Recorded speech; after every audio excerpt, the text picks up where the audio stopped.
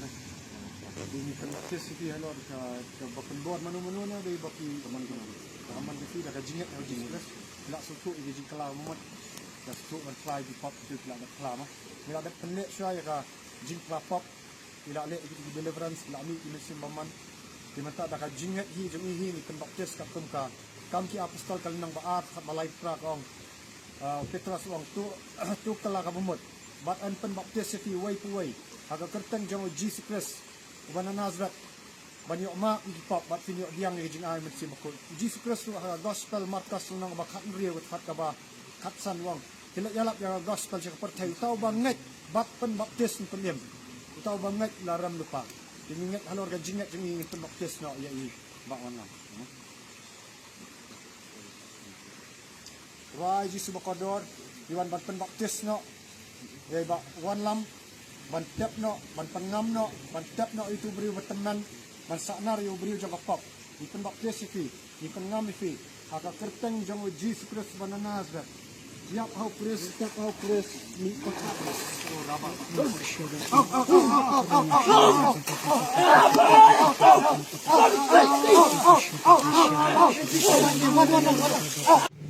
ye kai ga bapi ba awan lama kai ga bapi experience haba hagapor bapen baptis.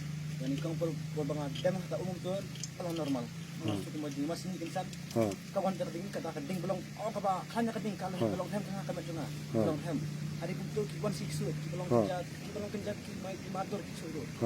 Ki papat dengar. Antum lagi kipat dengar belum kerja so bagaimana hidam. Dah ni hidung tu hidung support aktif. Support aktif. Hidung. Papat bentuk bang ila lasang ia tak itu lupa bagi saya jadi kadang tak ni kadang tak hari itu pat oh idang tuksuk masuk tuksuk dia nang le angta ta tuksuk dia ang mak ta ale persian ni nak dah dan wan ta kadang bahaya kan kata kadang bahaya akon wan kata kan so kata penjah kita masuk kita ani ia kata tingsan oh tu di angel jam belai ma anti tingsan bang amna dapat tapi pila experience na baka jing pan baptis kam dai tangkadak ani tadi ka basisya tadi batap itu beri bataman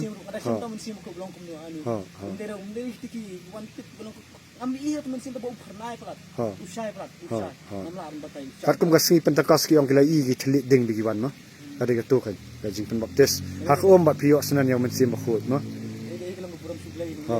ya ay ka buram si Jesus Christ mo Petros ro pag semban ka o kinukay ni kam ki apostol pra sapsaw turo kiran si po at way ro ikan kan apostol ki yung toba pandala pembaptis ki kilayo dang po pentakas yung mensim khut pat ang ro ba nado bangi kunju kumangila pedang yung mensim khut kumbang mila pedang ha kabaning kong manu banile persya yo blay dan manu ru banile persya yo blay mat hapan yo ay jo ko pembaptis way po way bangai hapan yo lagi pembaptis ke balong ka testimony ng people to the yo mati sa yung mensim khut mo ano blay